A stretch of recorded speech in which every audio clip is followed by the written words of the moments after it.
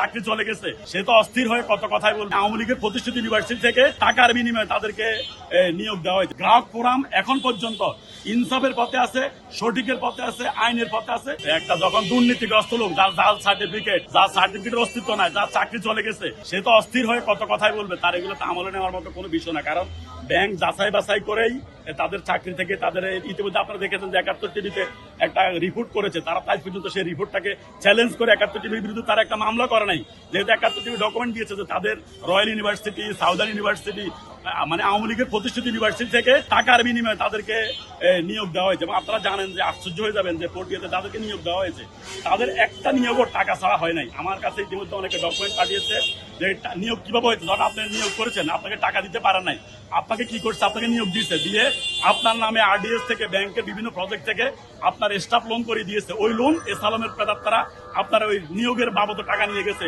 এবং সে এখন সে লোনের গ্লানি টানছে, তার নিয়োগের টাকাটা এখন উঠে যেতে পারে নাই। এরকম লোক তো সে মাথা খারাপ হয়ে কষ্ট থেকে অনেক কথা অপ্রচার বলবে। এই সমস্ত অপ্রচার দিয়ে ব্যাংকের কোনো সমস্যা হবে না।